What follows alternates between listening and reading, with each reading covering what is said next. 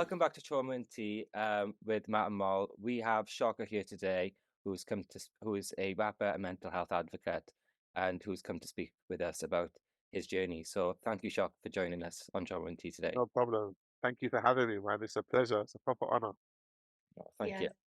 So, where should we Yes. begin? Obviously, you've got lots to talk about. Yeah. Yeah. And I know you've talked about it a lot because I've seen some of your Yeah. stuff. So, first thing first, do you ever get tired of doing?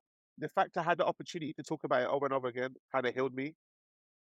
You talk about it over and then you go over it, and then when the interview's finished, you go over certain parts that it's just a beautiful thing. It allowed me to heal. The only thing now is that because I was talking about it so much, the only thing that makes it a bit more exciting now is the kind of questions I get asked. If I get Yeah, asked like like some if they're interested. Yeah, if there's like some different questions or like I don't know, those are the sort of things that make it a bit interesting now. But yeah, That's what. Should we begin with your story? yes. Oh, I don't even know where to start. It starts from So, yeah, you go ahead. you you hit bad times around when 2012. 2012. Obviously we know, but obviously for our listeners, could you just let us know a little bit about what led you in that place? So, What was going on Oh, at the time? you started oh, in the rap group Marvel, didn't you? That's right. yes, yes. That's where Tell it us all about started. tell us about your kind of introduction into the music scene. Yeah, so I've always been doing music forever. I started writing when I was like 14. I'm 35 now, so I've been doing music forever. But it got serious when I joined the rap group Marvel. There was three of us. One was Nigerian, which was me. One was Ghanaian. One was Ugandan. Three African boys, and we just had this dream to like just take over the world and to share our gifts. And we did exactly that. We brought out this mixtape called Marvel FM because we couldn't get a radio. It was so difficult to get a radio. It's not like now where like you don't even need radio. You can just do like Spotify or like playlist or YouTube. That time you really needed radio to be heard, and we was finding it hard to get on radio. So we made our own mixtape called Marvel FM, our own radio station, and it took off. Like the first one got like I don't know if you remember when it was all downloads and stuff. The first Yeah, one got like 5,000 downloads, and that was like incredible to us. Then the second one got like 20,000 downloads, and the third one got 50,000 downloads. It was the third one that we really started like making a name for ourselves, and then we found ourselves in studio with Drake in 2010. We didn't record anything, but we was just at the same studio with him, and we ended up talking to him for a little bit, and we saw him for that whole week, and he was there with Rihanna, and that's what kind of distracted us because Rihanna was huge and he wasn't that big at the time. So I remember we was focused on Rihanna. When I look back, I'm like, oh my God, I was with Drake. But Rihanna was yeah, so big that like it kind of distracted us from Drake. So I'm happy I spoke to both of them and like I've still got the footage. So next time I see them, I'm sure I'm gonna run into them again at some after party or somewhere. And I'm like, yo, do you remember this? And then we'll have a beautiful conversation. But yeah, that was 2010. We went on tour that year. 2010 was an incredible year.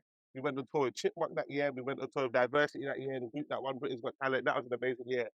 But it was the year after that that things started going like really bad. So we got dropped from our label the year after that because the song that they signed us for didn't do too well. And I didn't understand the industry at that time. I just thought, okay, if a song doesn't do well, then we release another song. But it doesn't work like that. If it doesn't do well, they basically see it as like it's a risk to go again. Especially all the okay, money you have to put into it. They put a lot of money into our campaign. They spent over £30,000 for the video, for the promotion. You know how it goes and everything. yeah, So yeah, we ended up getting dropped from our label, and then that's when I spiraled into deep depression, man. I took that really hard. The other two band members didn't take it as hard as me, but I think they didn't have the pressure that I had. They both had other things they was doing individually. So one of them, Double F, he was like a star on his own. He was the face of the group before he even joined the group. He was like a star. And then the other one, Vertex, was like a video director before he joined the group. So he shot some amazing videos. I don't know if you know who Titi Strider is. Yeah, Don't know if you've heard of him. yes, yeah. yes, yes. Yeah, yeah. So he shot some of his videos. He did so many stuff. But he did all those amazing videos. So like they still had stuff to do while we got dropped from the label while things was going pear shaped. They still had stuff to do on the side. Whereas me now, I just quit my job. I was working at Sports World. I just quit my job. I didn't get into university. All my friends was going to university at that time, and I was saying I'm gonna chase music. And then also, I'm from like an African background. I'm like, I'm Nigerian, mum's Nigerian, dad's Nigerian. In the African home, if you're seen at home like 24 hours out of the day, the pressure they give you and the look. My mum used to give me this look that used to make me feel so terrible. Mm. She used to go to work in the morning.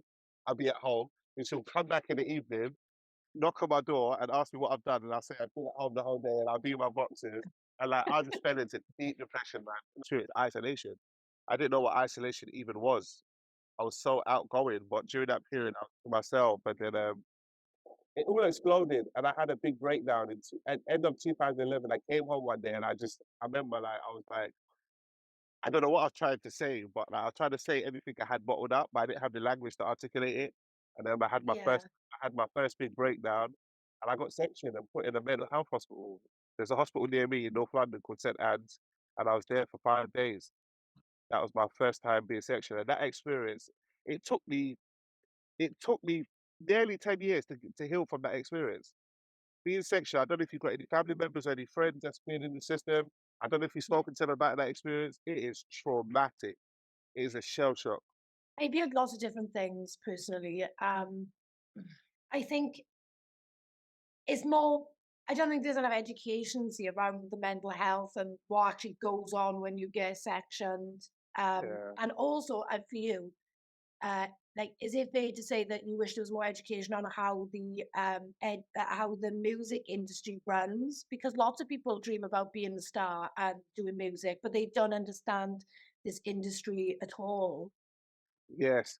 I wish more artists would do more in-depth conversations talking about the ups and downs, and Yeah, especially talking about things that went wrong for them and things that because everyone talks about what went right, and Yeah. yeah, that's what entices us to want to be a part of it when they're talking about the money they made, the cars, the sponsorships. We're like, yes, we want to do this, but no one talks about when that deal doesn't go through, or when you're not hot anymore, or when you miss your opportunity, when everyone's talking about you and you don't live up to the expectations that everyone thought you was going to be.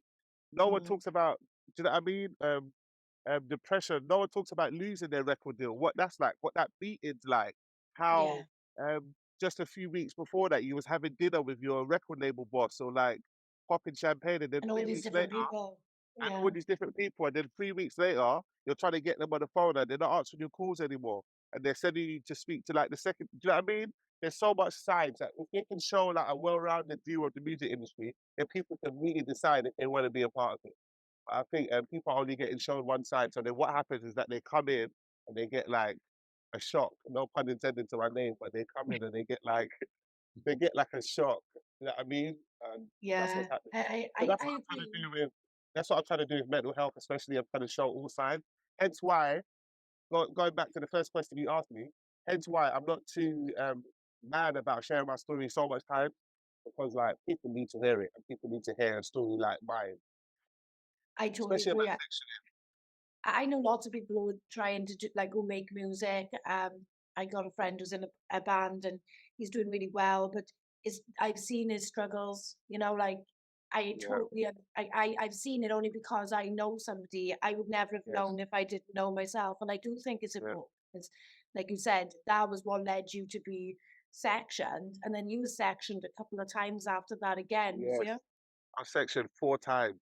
So I got sectioned in 2012, then I got sectioned in the end of 2013, early 2014. That's because I wasn't taking my medication. That's another thing. That's why it's so good to hear stories like these, because I know so much people can relate. Um, in the area that I grew up in, which is Tottenham, where I am now, um, it's such a taboo when it comes to medication. People have all these thoughts around it that like um, they're trying to poison you, or they're trying to dumb you down, or like you shouldn't be taking it and it's not good for you, and all this stuff that I used to hear. And then like I came off it. I used to come on and off it, and I didn't say nothing, and I didn't say nothing, and that's how I ended up. Yes, Do well, you it think seems like it's that's in because prison. you get better? Is that because you feel better and then you think you're out of it and then you go back down? Yes, but there's a process. So if you're on like 4 milligrams, you're meant to go down to 3, then to 2, then to 1, then you come off. You don't just go from 4 and just jump off. I Yeah. think that's And the that's what, common misconception with mental health, and antipsychotics and all these other drugs. People genuinely get to a point where they feel better, and then they yes. don't feel they need them, and that's when they're in danger. Exactly, and that's what happened to me. I'll feel good for like a week or two and be like, "All right, cool, I'm not taking it no more, I'm good." And I wouldn't consult my mum about it or consult my doctors about it. I'll just stop taking it, pretend that I'm taking it. Like my mum will think that she would hear me in the kitchen rattling around thinking I'm taking it, but I was just throwing it away and not taking it. And then Mm. yeah, I ended up relapsing, and that's the second time I got section. And I remember I always tell this story in every interview. You probably heard me say it before. Um, I used to get section around December times. All right, I didn't know that. So my friends will have this joke when December's approaching, like they'll start messages saying, "Shocks, you better stay at home, don't go outside or whatever. December's coming, you're gonna get section again." So I remember I broke that December curse. So 2014, and then 2000, no, 13, 14, 15, 15, 15. No, I broke it for a year. So 2014, 15, I didn't get section. In 2016, you probably know the story. My friend signed his record deal and he got like a big advance. You know, they give you big money in big advance. And he Yeah. wanted to have some fun. So he called me and said, "You want to go to Magaluf for a few days?" And like, I'm not gonna say no. If someone's gonna pay for my ticket, and at that time, I was doing absolutely nothing with my life. As I mentioned, I was just like at home doing nothing. And then I get a call from my friend saying, "You got your passport with you? You want to go to Magaluf?" I sent him my passport details, flight was booked, and we met Magaluf. It was the biggest mistake I could have made in my life. I went as Oh, an absolute rock star. Yeah. And then I went out there and they were doing all sorts of drugs. I didn't take no drugs personally, but I had a friend that also went out there, my friend after me, and he told me that my friend that I went out there with was caught trying to put drugs in people's drinks. And I'm not saying that he did that to me because I don't have no proof, but I wouldn't be surprised because the way I reacted and the relapse I had out there wasn't normal because I drink alcohol all the time and I wasn't supposed to react like that. I don't know, maybe it was mm, because I hadn't traveled in so long or it's just recently came up a breakdown. I don't know. I got so many theories in my mind. I'll never know the true answer. But I had a big breakdown out there and I had to keep myself composed all the way till I got back to England. You can imagine what that terror was like for me. I yeah, remember being on the plane and feeling like the people behind me was like talking about me on the plane. Like it was a horrible experience. And then I got home and I messaged my mom and I said, I'm not feeling too good. My mom knew straight away because she didn't want me to go on the trip, but she couldn't tell me not to, if you know what I mean. And then yeah, she came home and I got sectioned for the third time. And that was a breakthrough for me. That last section was the breakthrough. That's when the doctor said to me, you can't keep coming in and out of hospital. You've been in and out of hospital for 3 times already. You're only 27 years old. You need to figure something out. So when I got discharged, I did so much work that I urge people to do. Please do not just rely on the NHS system. It's an amazing system, but that's not what's going to completely heal you. What's going to completely heal you is you doing the work. You sitting love down, that. you asking yourself intimate, deep questions. You finding books that you need to read. You researching. I did so much research. I did so much work to become the person that you're seeing in front of you on this screen now. I did so much work. I researched people's stories. At that time, it's not like now where I've got a whole tribe of people that I found that's in section, or I can come on trauma and tea and talk to you guys. At that time, none of this was available to me, so it was really difficult to find stories that I could, you know, Yeah. get information from and And find and help this from. is this is our movement really, innit, Matt? We want to try and get as many stories that are taboo or not taboo, wherever, so that people can just come and listen and maybe just realize that they're not Yes, alone, and then they can start maybe doing it. Hopefully, though, that's the movement, you. So I just wanted to say, going back to Matt, I saw something where you said that you feel like in your culture, then it tends to be if you're uh, unwell mentally, it was like, I just go to church. yes, yes, How yes, do you when you say this in talks to yeah. people, how do people respond? Do you think they find that like a hard truth? I think they understand, especially in the black culture. They know exactly what I'm talking about. It's Yeah, something that we've all experienced, like, and I'm not saying there's nothing wrong with church. I'm a Christian myself. Church is a beautiful thing, but I feel like there's a time and place for certain things, and I feel like if something hasn't worked in a certain area, you should review it 100%. and try another route.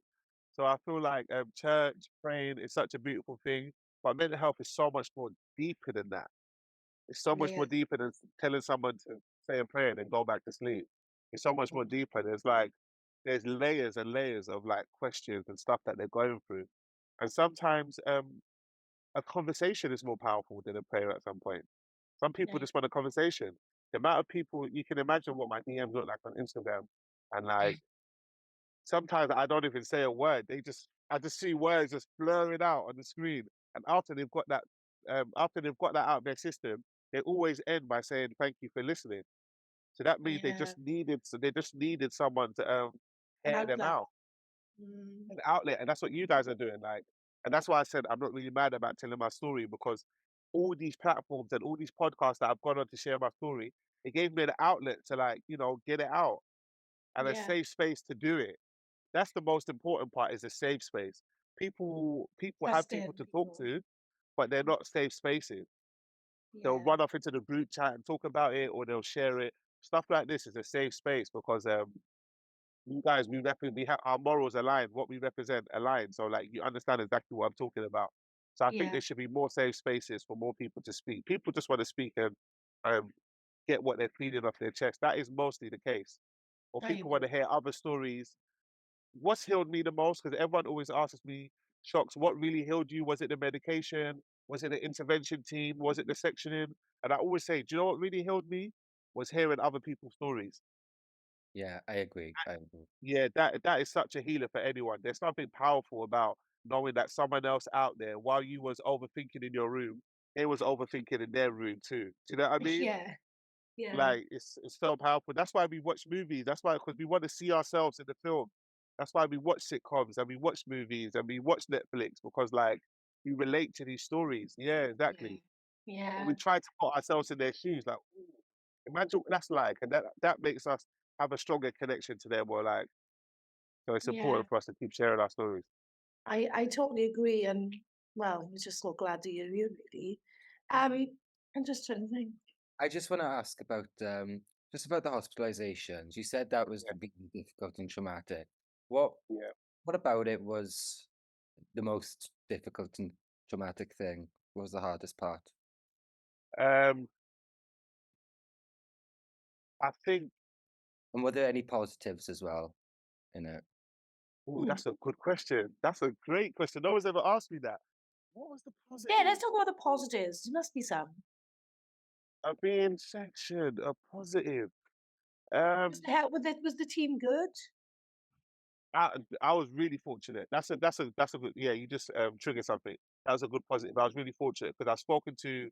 I was in Parliament last week, and there was this guy in there that was like really emotional because the process that he went through being detained, they put a knee on his neck and like he went through such a difficult time and like the nurses that he had and I couldn't relate because all the 4 times that I've been sectioned, I've been extremely lucky.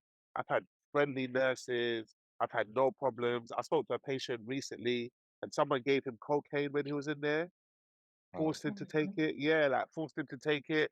And people have been beaten up. I saw a picture of one of my friends recently. He had like a big swollen eye. I've never had none of that. I never had no fights. I never had no problems. So I went for it thinking like that's how it goes, not knowing that people have had completely different experiences to me. So that's a positive.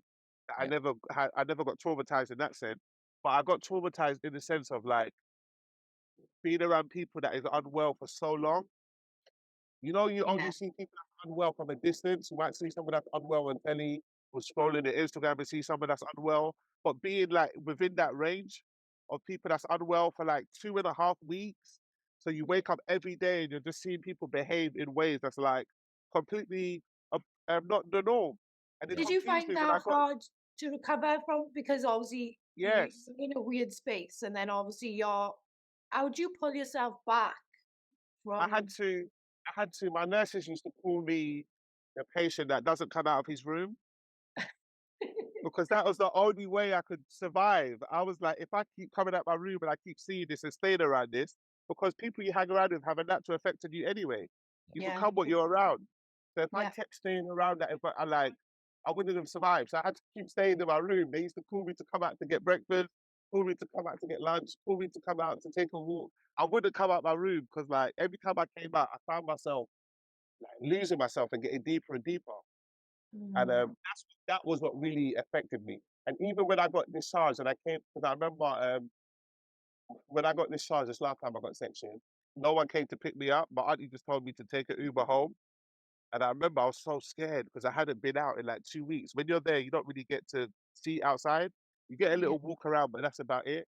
And I was so scared. I was seeing traffic lights and people, and it was like I'm making it sound nice now, but you can imagine how scary that was. And like, um, I didn't know if someone was gonna harm me or like just because of the behavior I was used to while I was in there.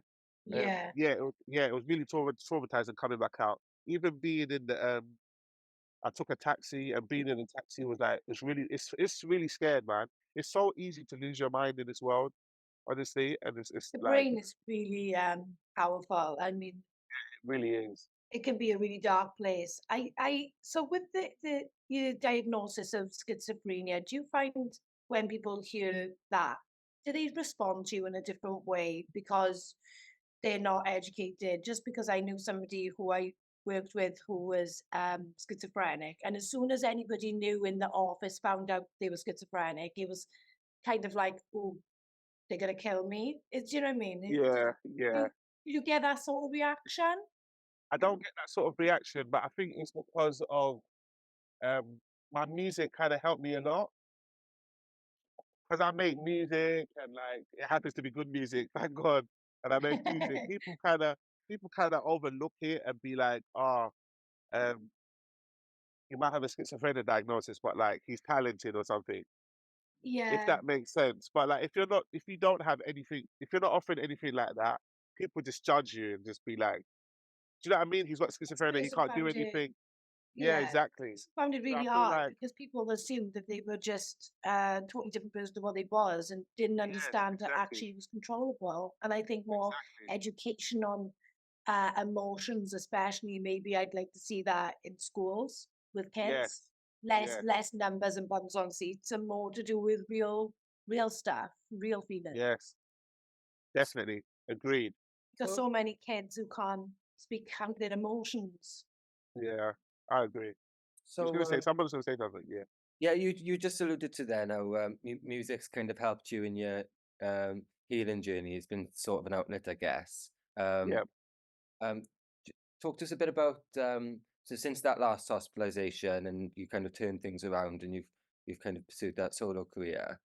Yeah. Uh, Can you talk to us a bit about that and how About how music helped. yeah, and how you've been able to kind of channel that. Music helped because it allowed me to say things that I couldn't say to my friends, family, partner. I got to say it in the music. And Yeah, I always say, not even I always say, I heard someone say that the longer you keep what's bothering you inside you, it turns into poison. And yeah, that scared the shit out of me. I remember Yeah. hearing it thinking, not for literal poison, but I know what he meant. Like it turns into something that could harm you in the future and like, or it can spill out in a certain way. And that kind of frightened me. And no one ever said it to me like that because I was always holding things in thinking that there's no repercussions.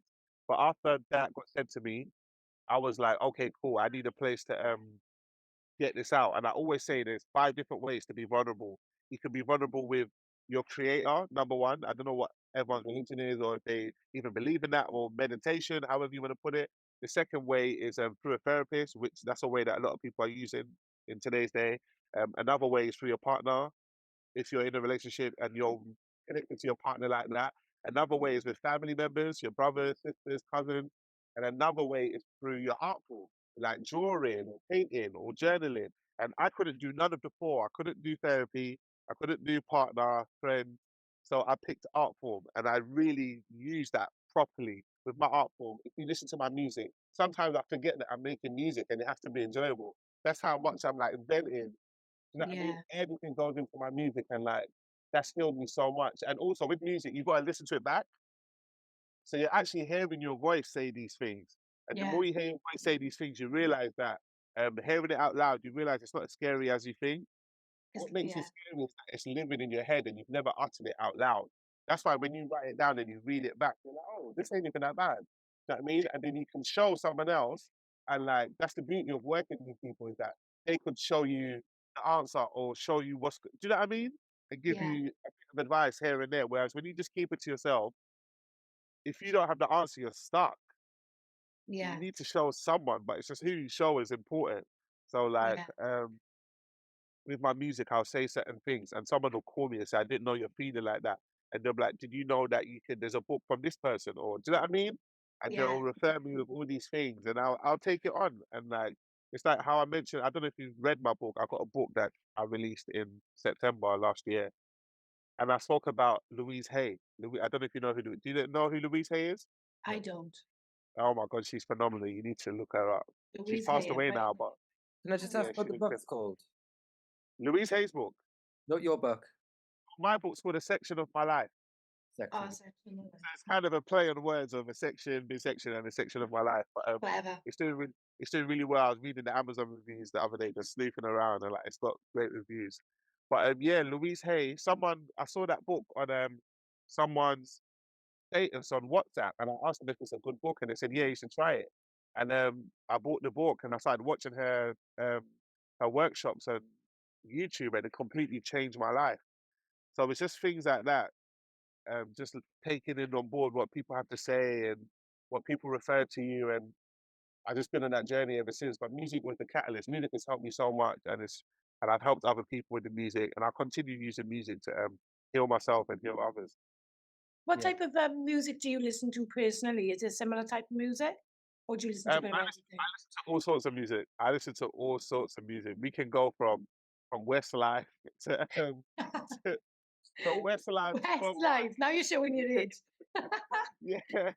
I listen to all sorts of music. Right now, I've been listening to a lot of Afrobeat. The Yeah. vibes, yeah, the vibrations that they're putting out in Afrobeats is so beautiful and positive. I Yeah. don't think Yeah, no one is beating Afrobeats at the moment just for that reason. All the other music, like I'm really conscious about what I take in, and like as much as I love my rap music, what they're talking about, it's just the same old things. It's the yeah. same songs and cars and women and clothes, and So it's the same Personally, shit. personally, I don't know about but I like a bit of light techno. Okay, nice. Just noise. Just noise. Yeah. so No words, just noise.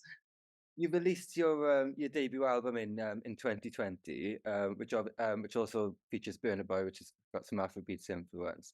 Can you tell us about Yes. that album? That weren't my debut. That weren't my debut. My debut album comes out this year. Was That Oh, it? could have been my debut album comes out this year. That could have been my album though. You're talking about Impact Over Numbers. Yeah. That was the last project I released. That was 2020. And I sampled Burna Boy. Burna Boy weren't actually on it, but I can't wait to work with him. I sampled him. So basically, there's an interview where he's talking about um they asked him what he thinks about numbers, and he was saying numbers is not really important to him. It's about the impact he's making. And I was like, yep, I'm going to take that and put that. That's perfect to what I'm trying to say. So yeah, impact over numbers. That was like a turning point for me. That was when like I got the philosophy of what I'm doing on this planet and what I represent. Before I was like tinkering around it, but I didn't know what it was called, what I'm trying to do. I'm like, why am I sharing my story? Why am I trying to make a positive impact? What is this? Why am I doing this? And then I found it. I didn't know. Like, you gotta ask yourself these things. Like, even you doing trauma and tea, it's for a we are. reason. You know what I mean? Especially Uh, covering the subjects you cover, it's for a reason. Like, you're giving me time. You could be watching telly right now. We could be doing something completely different. So when I found out, okay, impact of numbers, that's what I'm doing. That is what it is. I'm trying to make an impact, even if it's just one person's life. And then, yeah, that project was a turning point. That like kind of helped me define everything I represent. And what was it like being a musician in the pandemic in that time? Um, ooh, that's a good question. There was no shows for sure, but it wasn't really a project that I released. I was doing more like Zooms and stuff around mental health. It just shot up during that period, as you can imagine. I do you think wasn't. that It's time after. period was quite good for you to to talk about more? Yeah, Because you're definitely. given the And plus, time to do it. I'm an introverted person, so I love the pandemic. I tell everyone, I loved it. Oh my God, I didn't have You to love go being out. antisocial. I didn't have to go out. I didn't have to explain why I don't have to go out because everyone knew why I Yeah, went indoors. I loved it. Oh my God, I loved it. Loved the pandemic. I that's loved nice to it. know. Yeah, and I came to this park sometimes. This is park right like 2 minutes from me. I used to come here and then go back. I love the I'm that proper. It don't sound like an introverted person because I'm always in front of thousands of people doing talks, but that's because I have to do what I have to do. But I'll Yeah. prefer to like just be chilling. I'm a proper like to myself person. That must be hard when you're so creative and talented, and then you got this other side to you. It's just like, right, I've been out for a day. I need to recover. Yeah. Yes, yes. I need to hide for I 3 years. I am that person. Like I was just like I had a busy week last week. Like every other day I was doing something. And then from Friday, Saturday, Sunday, I've just been chilling, just recharging. I'm that kind of person. I think though it's important that you recognize that. I think some people genuinely, I'm one of them people, I really do need to recover, maybe more Yeah. than the average person. But I think once you realize that and accept it, you could probably do way more and live a Yes. better, fulfilling life mentally, I think. Definitely. I totally agree. In one of your talks with a TED talk, I think it was, you said that love is the glue that will put us back together. Yes. How do you teach something? Because self-love is so hard. Yeah. What's your advice on like how you love yourself? How do you do that? Um, the way self-love got taught to me was through Louise Hay again, the woman I was telling you about. She made it click in my head because I used to think that too, and I had a wrong conception about self-love. I thought self-love was bubble baths and lighting candles and dinner dates, which it can be. That's a part of it. But she said the most important part of self-love is your internal dialogue, how you talk to yourself, because she says that conversation never stops and it's forever. It's from the beginning to the end, Yeah. whereas the bubble baths and that it's just like a short. That's like 10 minutes. That's like maybe not 10 minutes. Let's give it an hour then. The Okay. bubble baths, the dates, all of that, the romantic, all of that is like an hour, and then you go back to that damaging self talk you got. So basically, the bubble bath is just like a pause. Do you know what I mean? Yeah. In the internal dialogue, it's just a pause, and then you go back to it. She said, if you can sort that conversation out and find out what your triggers are, find out what's bothering you, find out what wrong belief systems you have, find out all these definitions and correct them and change that internal dialogue. She goes, your whole life will be that bubble bath moment you're trying to have. Your whole life will be that because your conversation will be more beautiful. And she's right. And that's what I've worked on. I work because you can imagine for me to get section 4 times, you can imagine what kind of internal dialogue I must have. It wasn't really good. I was saying horrible things to myself. I didn't really like myself. I couldn't look in the mirror at one point, and like I changed. I had to change that, and you change it by repetition. Yeah. Because Yeah. I learned it through repetition. I didn't say nasty things to myself just once. I said it over and over, and then it sunk into my subconscious and became like a part of my dialogue. And I had to change it, and like I had to say good things, and like I had to start Affirmations. celebrating little affirmations and celebrating little wins.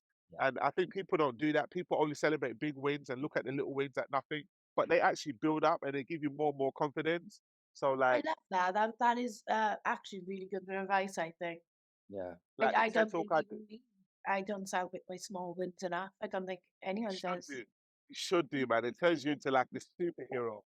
Whereas when you have the little wins, your mind constantly thinks, "Oh my God, she's winning." She said that she wants to do 10 push-ups today, and she did it. She said she wants to go for a walk today, and she did it. And keeping your word is so important. That's a major part. And that's where that conflict comes in your head. Because of all the times that you said you wanted to go gym and you didn't, or you said you're going to return this call and you didn't, or you said you're going to. So now, whenever you say, "Right, I'm going to do something," your brain automatically says, "No, you're not," and it shows you pictures of all the times that you didn't. And now you're in this war with your mind. So like Mhm. I think having celebrating little wins, keeping your word, um, forgiving everyone in your life, which is a difficult one because some people have gone through like traumatic things with like partners or abuse or whatever they've gone through. But you have to forgive. You have to forgive for yourself, just for your peace of mind, and just to have a clean slate in your spirit and your soul. So I'll say celebrating your small wins, um, forgiving people, keeping your word, there's all these little ones. It's all in my book, Being but kind to I'm trying to yourself. remember. Being kind to yourself, there's all these little ones, and if you can follow them, yeah, life will just become this beautiful experience for you. for the past couple of years, I feel like I've been living in like, is it Narnia or like what's that Wonderland? No, Yeah, or some one of those places that everything's just been working in my favor. It's a beautiful thing. yeah. No, what I've noticed with some of your talks, they're quite obviously some of them very poetic. Do you do that deliberately to engage a certain age group, or do you find it easier to bring it across in that way? I find it easier to bring it across in that way Yeah, because it's right. Do you get a I'm good just response though? yes, yes, definitely, definitely. I'm just I think exercising what I'm good at. So I'm good at the poetry, I'm good at the speaking, so I just merge them together. I like so it's easier to express in that way. it definitely drew me in talking because it's clever. It's clever. Thank And you. I could see it working with a lot of teenage years. Um, I got a daughter myself who's 14, and she would be drawn into something like that, you know. Yes, So yes, exactly, exactly. And plus, I'm not too far from them. Um, being like the youth, I'm not too far from them. So I would yeah, know how I would want a message sent to me. Do you know what I mean? And yeah, I remember falling asleep in church. Like I fell asleep. I fell asleep not because what the pastor was saying wasn't powerful or impactful enough. I fell asleep because of the way it was being delivered. Do you know what I mean? So yeah. like, if you can mix a bit of education and entertainment, I think you have the perfect balance. And you can keep people's attention. Because now, because of social media, our attention span is horrible. Like for me, if you don't grab me in the first 20 seconds, I just scroll to another video. Yeah, how do you find being like in your 30s? And obviously, for me personally, now I'm in my 30s. I think differently naturally anyway. So I don't really want to be on social media. I don't really care for it. Being in this industry, it makes it very difficult because you kind of have to be. Yeah. How do you cope with that? Like, do you have people do that for you because you don't want to, or do you No, just, no, I do it. I definitely do it. I do it. I do it. But what I've learned to do is that I've designed my social media. okay, Some people just let their social media run wild. They just follow everyone and they don't like, tailor made their feed. My social media is because I see my screen time sometimes is outrageous. It makes me want to vomit when I see it. How many hours that I could spend on it. But then I get why. It's because I've designed it. I follow who I want to follow. I don't follow everyone. I follow really good pages, positive pages. So like everything I'm seeing is what I want to see. Whereas yeah, I always have people complaining, oh my god, there's so much violence on my social media, where there's so much naked women, and it's like, you're following that though. mm, yeah, Designed it the way you want to. I've designed it the way I want to design it. Like, because I always get messages saying, "Shocka, follow me back," and I'm like, "Let me check your page first." And yeah. I'll go on their page and I'm like, "Bro, please don't be offended. I'm not being rude. But the kind of stuff you post, I don't want to see that on my feed, so I can't follow you." And they'll be like, "Cool, I know they're upset about it, but you just got to respect my wishes. Now I got to be really careful with what I take in." I agree because social media can be dangerous. I mean, we spoke to my daughter the other day, didn't we, Matt? And she said that when she was 12, she started self harming, and Yeah, social media, because she'd researched or looked at one thing, the algorithm then threw sends at her, more.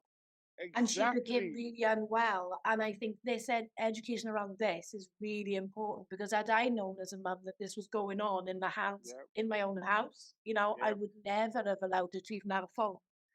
Yeah, that's a great Um, point that you quite mentioned dangerous. about.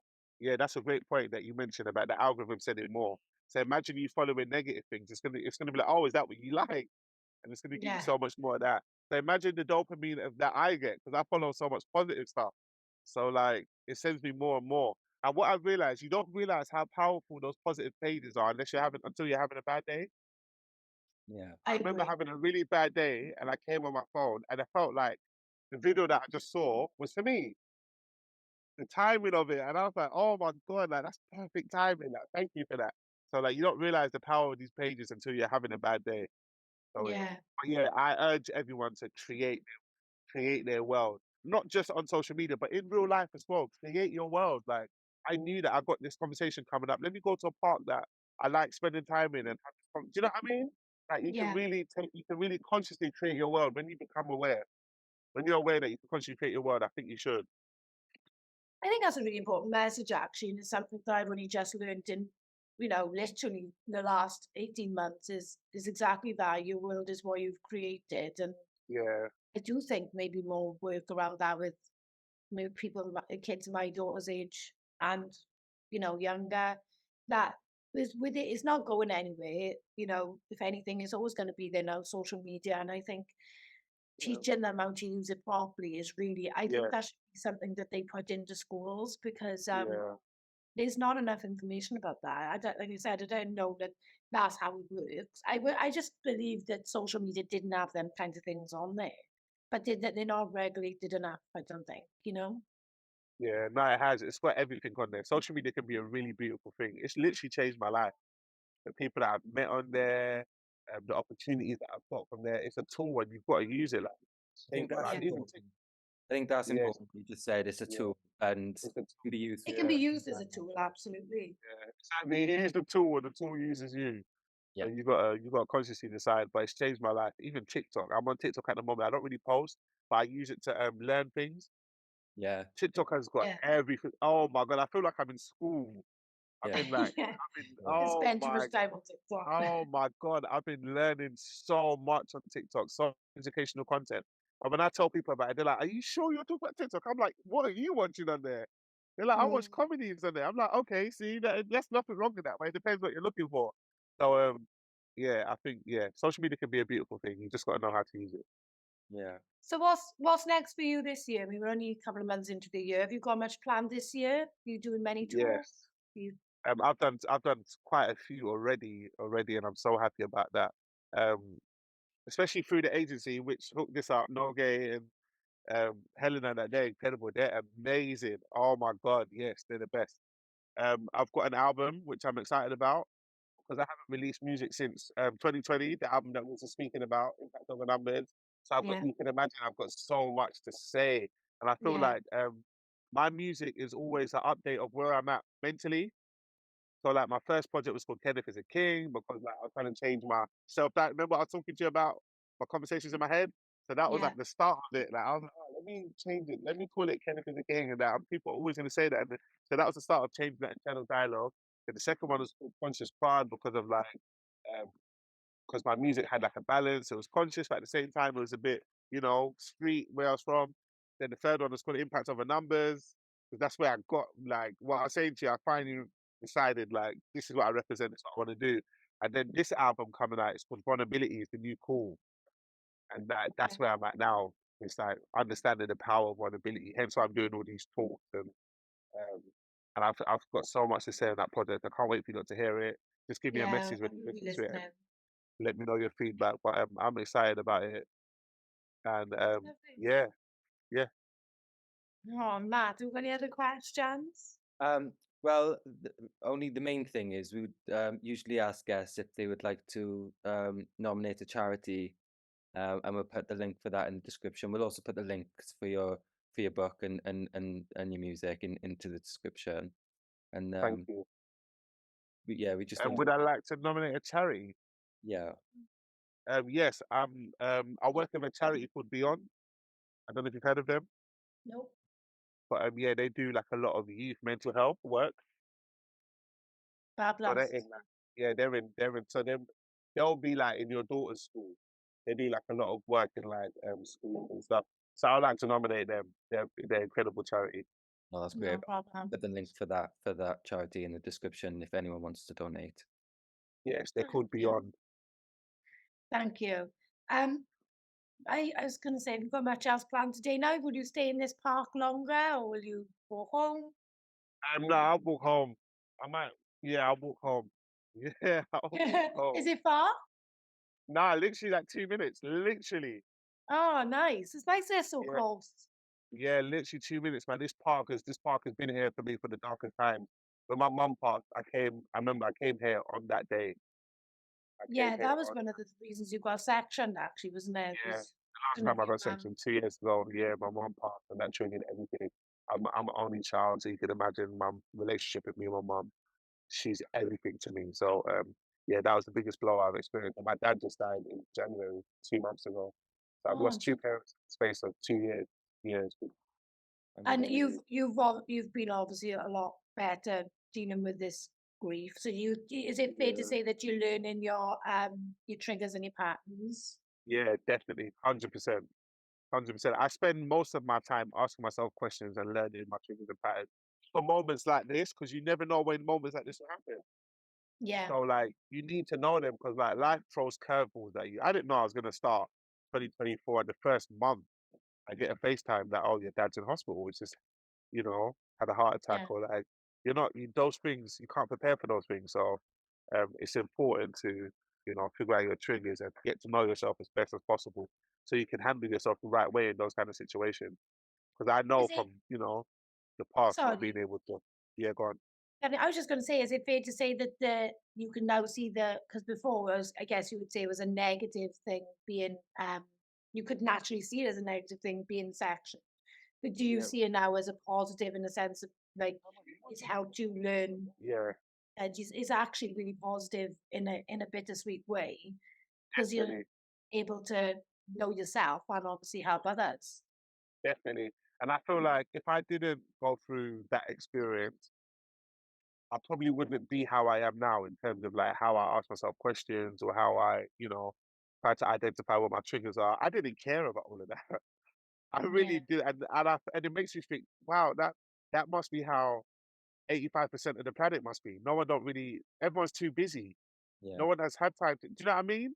Yeah. And hmm I get it because I was one of them. If I did not have my breakdown, I don't think I would have given. I don't know if I can swear, but I don't think I would have cared about asking myself questions or asking myself about my beliefs. I wasn't bothered about that. I was living life on like autopilot. Yeah, I don't really care. But it takes yeah, something like that to happen, for it to say no. You got to pay attention to this because even though you think it's not harming you, it is harming you.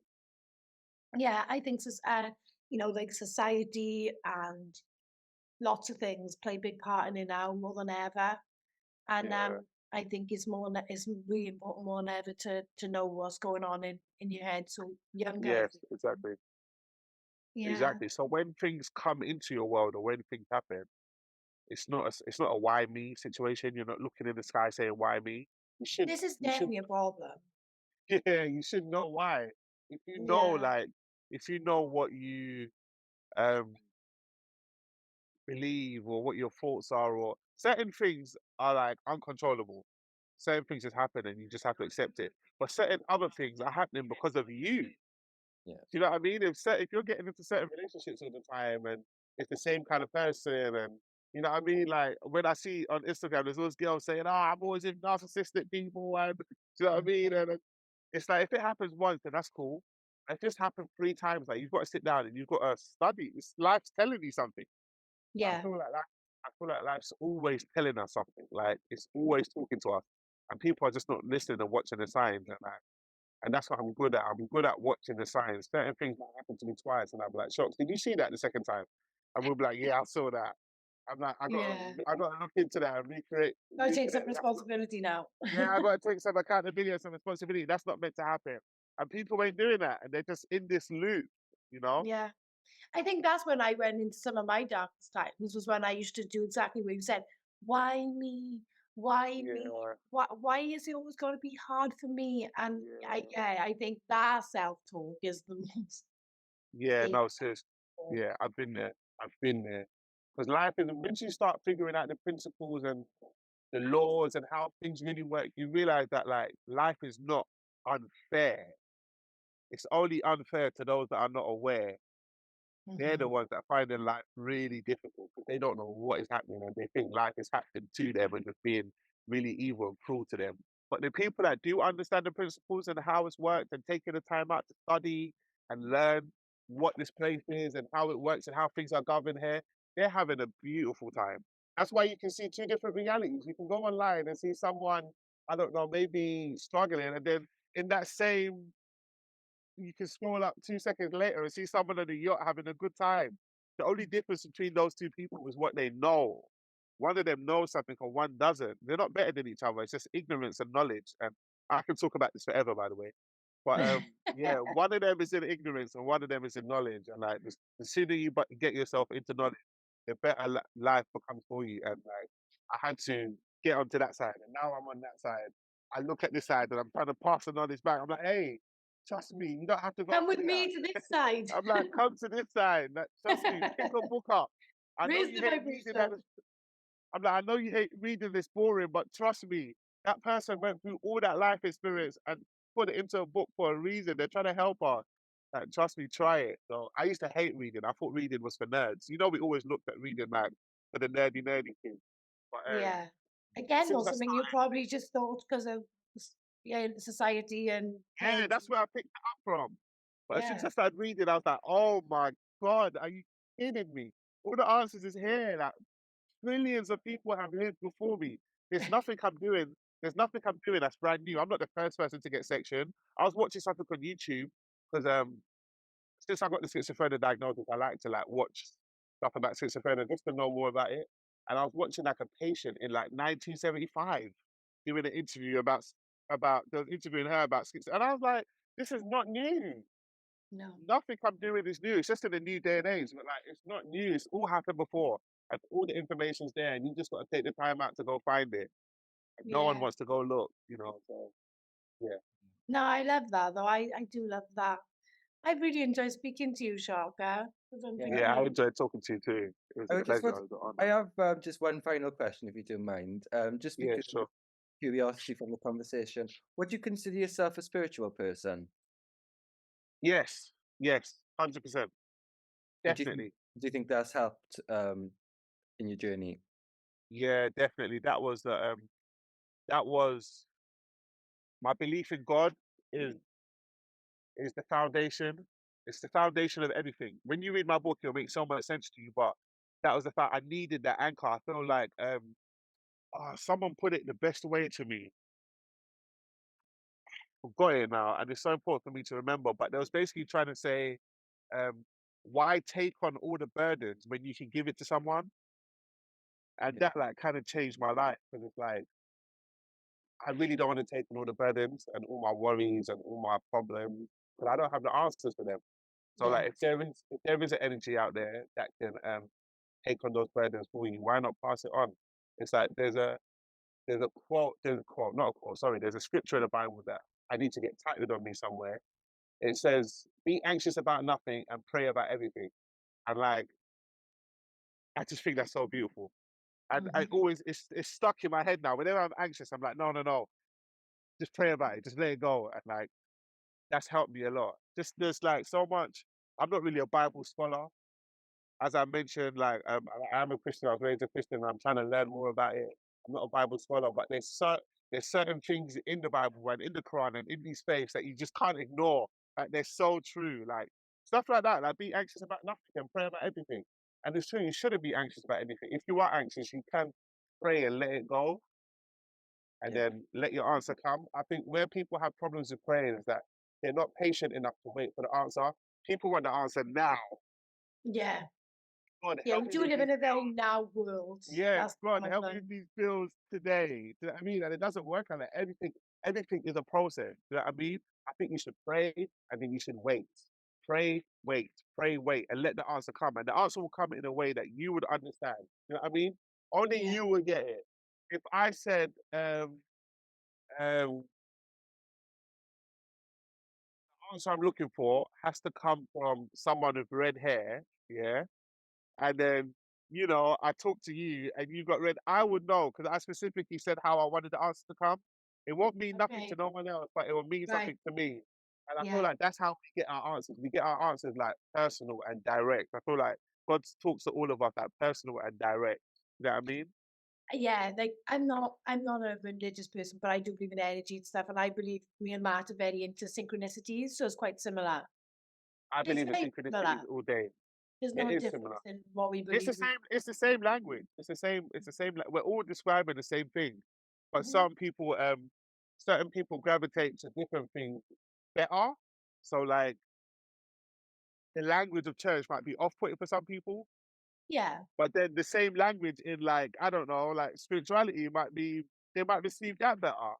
yeah, It's like it's like the name God. People have so many other names. I talk to people and they'll be like universe. They'll be like creator. They'll be like source. I mean, whatever name you're Whatever you comfortable need with. to believe. Yeah. Yeah, whatever. That's what I wanted to say. Because believing is the most important part.